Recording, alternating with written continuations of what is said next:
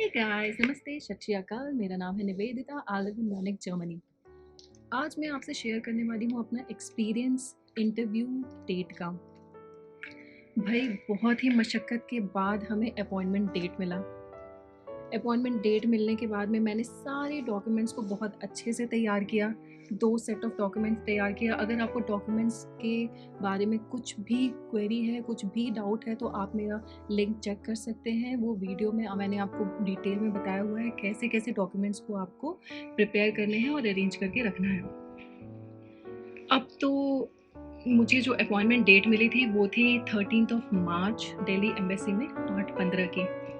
तो appointment date के दिन मॉर्निंग में मैं उठी। सबसे पहले तो मुझे टेंशन था कि जल्दी से मैं तैयार होकर के वहाँ पहुँचूँ। कौन से कपड़े पहने हैं इसका भी टेंशन था, कैजुअल पहनूँ कि फॉर्मल पहनूँ। तो फाइनली मैंने डिसाइड किया कि मैं फॉर्मल ही पहनती हूँ। फॉर्मल ड्रेस पहन कर के मैं 7:30 बजे दिल्ली एम्बेसी के सामने पहुँच चुके थे।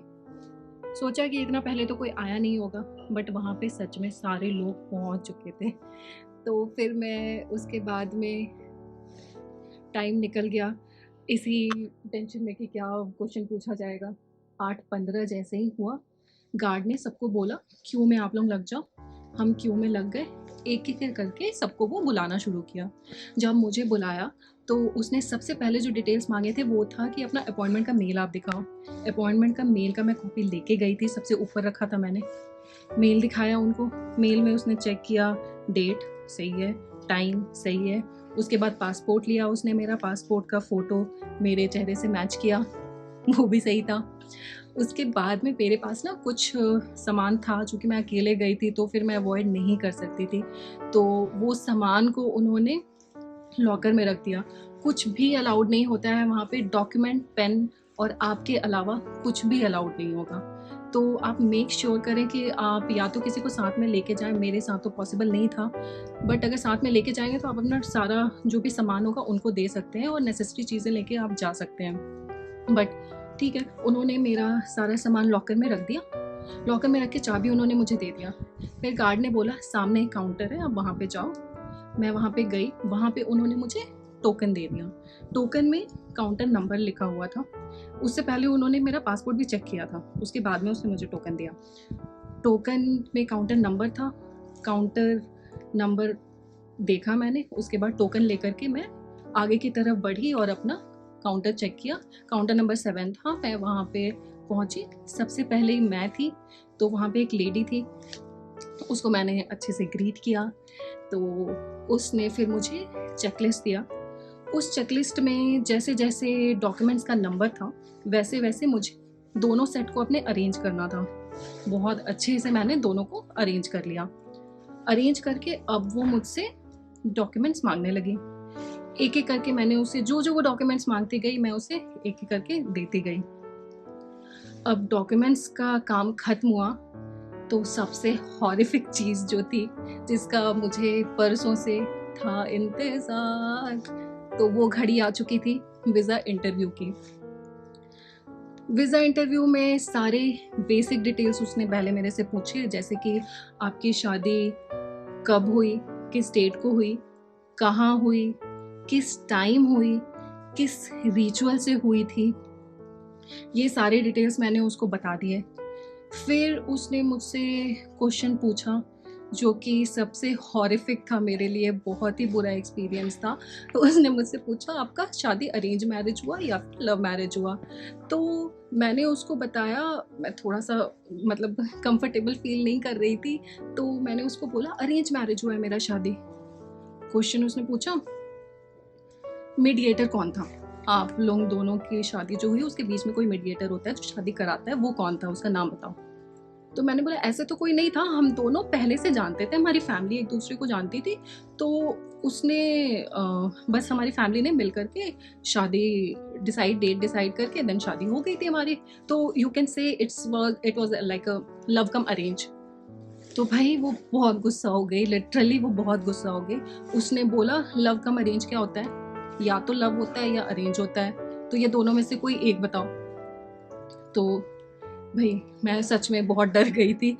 किसी तरह से मैंने अपने डर को काबू किया। मैंने पोलाइटली उनसे बोला वो मतलब लव मैरिज हुआ फिर ये। वो जितनी भी मैं वीज़ा इंटरव्यू के आंसर्स दे रही थी ना, वो सारा फीड करती जा रही थी अपने कंप्यूटर में। भाई सच में मैं बहुत डिमोरलाइज़ हो गई थी, मुझे लगा कि अब तो गया, अब कुछ नहीं होना है। तो उसने ये सारे इन्फॉर्मेशन मेरे से ले लिए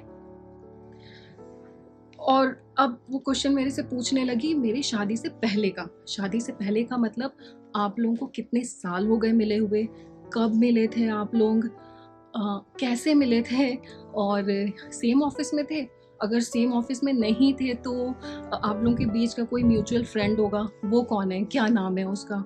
मतलब इन शॉर्ट मेरे पिछले 15 साल की उसने सारी हिस्ट्री जान ली, सारी हिस्ट्री जान ली। इस तरह से फिर मेरा वीज़ा इंटरव्यू उसने ख़त्म किया। ठीक है, नेक्स्ट फिर उसने मेरे से अब डिटेल्स मांगा, अपना शादी का फ़ोटोग्राफ दिखाऊं। फ़ोटोग्राफ्स मेरे मैं जो लेके गई थी, प्रिंट आउट फ़ोटोज़ के निकाल के लेके गई थी, एल्बम मेरे उस समय आया हुआ नहीं था, तो मैंने उसको फ़ोटोज़ दिखा दिए। फ़ोटोज़ उसने देखे, उसके बाद में इसने बोला कि नहीं ये सफिशिएंट नहीं है, आपको जो मेन रिचुअल होते हैं ना, जैसे कि फेरा लेते हुए हो गया, या फिर जैसे मेरा हिंदू रिचुअल से शादी हुई है तो सिंदूर लगाते हुए हो गया, ये सारे फ़ोटोज़ चाहिए। तो ये सारे फ़ोटोज़ मैंने कहा ठीक है, तो मैं दे दूँगी। उसने बोला बाद में आकर के आपको देना पड़ेगा, अपॉइंटमेंट लेने की ज़रूरत नहीं पड़ेगी, आपको मैं डेट दूँगी, उस डेट को आके आपको देना पड़ेगा। मैंने कहा ठीक है भाई, दे दूँगी वो सारे। नेक्स्ट उसने मांगा मेरे से प्रीस्ट सर्टिफिकेट। प्रीस्ट सर्टिफिकेट भी मेरे पास नहीं था। मैंने चेकलिस्ट में देखा था, बट मुझे लगा कि मेरा मैरिज सर्टिफिकेट सफिशिएंट होगा, बट नहीं, उसने प्रीस्ट सर्टिफिकेट मांग लिया था, नहीं था मेरे पास। तो उसने बोला ये भी आपको बाद में देना होगा। ये सारा कुछ काम खत्म हुआ तो उसने मुझे एक लेटर निकाल के दे दिया। लेटर में लिखा हुआ था कि आपको मिसिंग जो फ़ोटोज़ हैं वो देने हैं और प्री सर्टिफिकेट देने हैं। उसने एक डेट दे दिया 17 मार्च का, तो वो बोला कि ये आप लाके फिर से बाद में दे देना। मैंने कहा ओके। अब ये काम खत्म हुआ, अब आता है फ़ीस की बारी। फ़ीस में चूँकि मेरा दिल्ली एम्बेसी में था और मेरे जो हस्बैंड हैं उनके एक फ्रेंड है, उनका एक्सपीरियंस ऑलरेडी था दिल्ली एम्बेसी से, तो उन्होंने कहा था कि कैश लेके जाना, वहाँ पे कैश चलता है।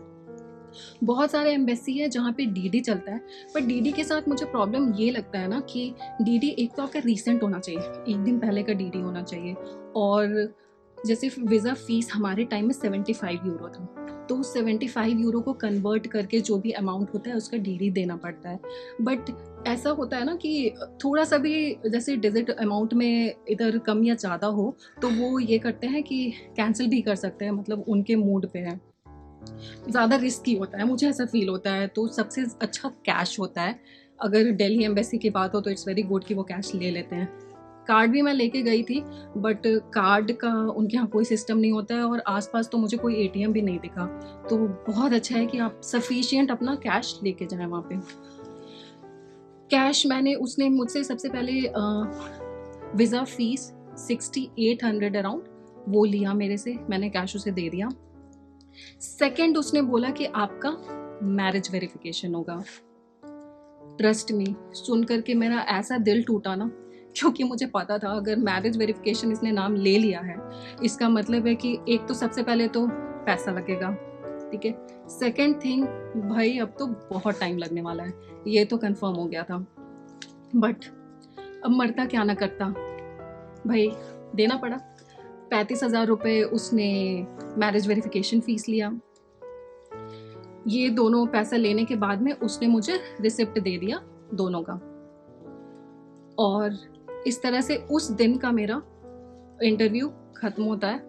मैं वापस आ गई, बहुत ही दिल टूटा हुआ था मेरा कि अच्छा गया नहीं है, पता नहीं कैसा फीडबैक होगा, बहुत सारे क्वेश्चंस थे मेरे दिमाग में।